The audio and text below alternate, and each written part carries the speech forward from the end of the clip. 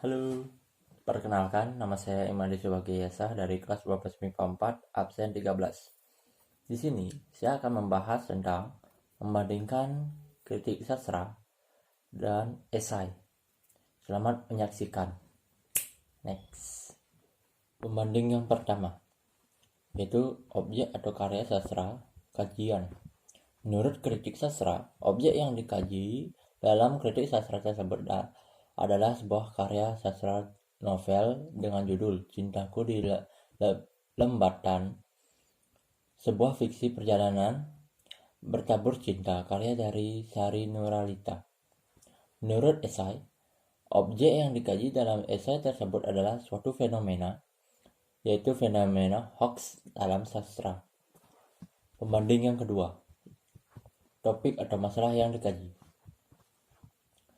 Menurut kritik sastra, topik atau masalah yang dikaji dalam kritik sastra tersebut adalah tentang mengenai latar tempat terjadinya berbagai kisah dan peristiwa baik yang dialami oleh tokoh dalam perjalanan di Lembatan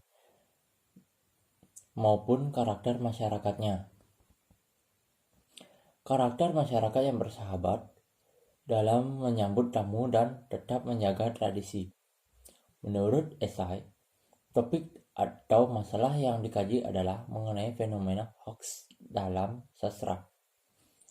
Pembanding yang ketiga, yaitu deskripsi dan sinopsis. Menurut kritik sastra, terdapat deskripsi atau sinopsis dari novel Cintaku di Lembatan, sebuah fiksi perjalanan bertabur cinta, karya dari Sari Nuralita dalam kritik sastra tersebut.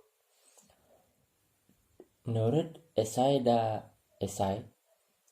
tidak terdapat deskripsi atau sinopsis karya, namun lebih banyak pendapat penulis karena berupa esai.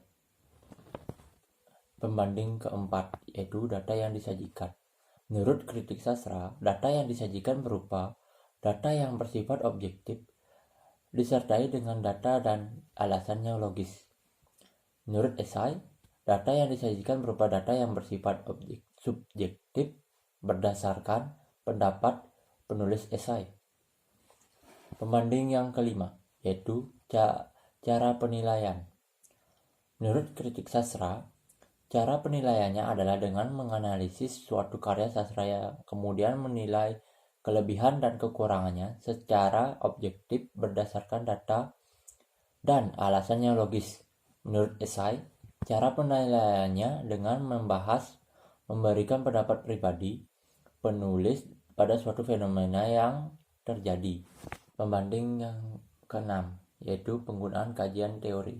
Menurut kritik sastra, terdapat kajian teori dari Charles Thomson tentang genre sastra perjalanan traveling writing. Menurut esai, tidak menggunakan kajian teori apapun.